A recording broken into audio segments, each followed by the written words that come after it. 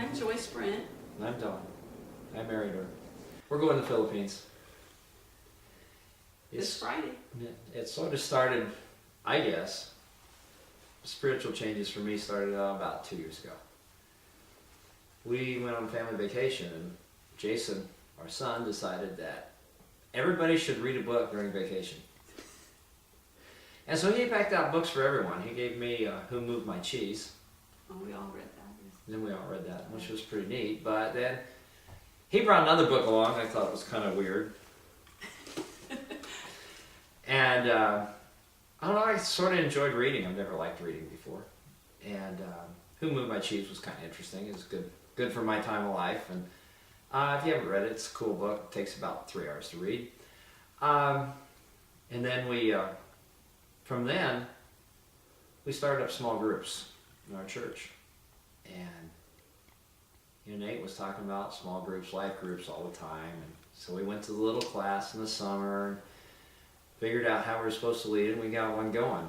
And the first thing we did in our small group was How to Outlive Your Life, which I thought was a cool book. It was good, yeah. We went to a concert, saw Max speak.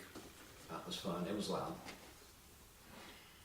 And so we went through this book, and the truth of this book is how to outlive your life. And I heard something on the radio where it says, if you're lucky in your life, you'll influence 5 generations. Well, this book kind of says how to outlive your life is basically pass God on. Pass God on to somebody younger, somebody that can live a life for God, and then they'll pass it on to somebody else. And I thought that was just a really neat concept. So that kind of stuck in me, and then we did Not a Fan. Not a Fan. Not a Fan. Yeah. Which is we a did that really study for our life group. eye-opening study. Our life group's pretty cool. And we like all them people, and I think they like us. And then we did the Weird Book. And the Weird Book... Well, we read this together when we were on a trip. On a trip. Yeah, so we read a chapter and then we discuss it with each other. And it was really fun because I don't like to read, but I was out reading her. And we had a good place to read. We read on the beach, so it was a good place to read. But the gist of this book is that you will never be happier than when you are in God's will. And we started reaching the end of the study, the last 3 chapters. And I can't really remember what happened on the Thursday night. But Joyce really, she said, I think we should pray together, because that's not something we do very well. And I said, okay. And she said, yeah, I think maybe we should pray for something we can do together. Oh, this was not in Hawaii. No, this is back here at the end of this book. The end of the book talks about having a godly burden. And, Don kind of always goes his way, and I kind of have my way of things that we have passion about. And so I said to him, I just think God could get us on the same page, and we could have the same, burden together. And so we prayed about it. If you're curious, it's on page 208 of the Weird Book if you want to look it up and study it yourself.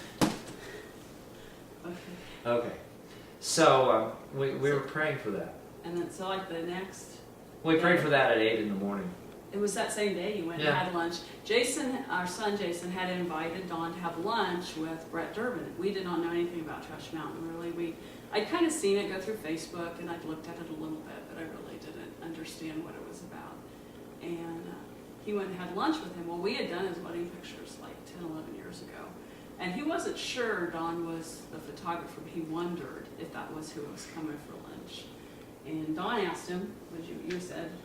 I said, do you think a ministry like yours could ever use my skills? Oh, I thought you just said normal people like us to go. Yeah. Like normal people. Like normal people. Go help build or do... And he was like, well, yeah, but Don, I've been praying for a photographer. For a year and a half. So 8 o'clock we were praying for something to do. At 20 till 1 we were going to the Philippines. Basically. Well, we kind of said, okay, we'll pray about it and think about it, is what we said.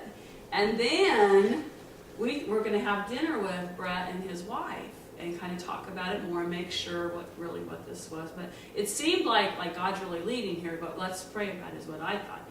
And then John called you like before we had dinner with them the next week and said, we're buying the tickets, are you guys coming or not? And I was like, oh, okay, well, it looked like the timing was perfect. I mean, we didn't have any jobs. He was moving his studio home. So we were I think the timing was really good that way. And yeah, so we were like, I guess we should go. So yeah, we bought the tickets. And then we went and talked to him about it. Yeah. And we have no idea what's there. I heard some on Caleb where they said that this guy talked about he'd gone to several mission trips, and every mission trip he'd ever gone to, God was already there. And that kind of relaxed me. So I know God's already there working.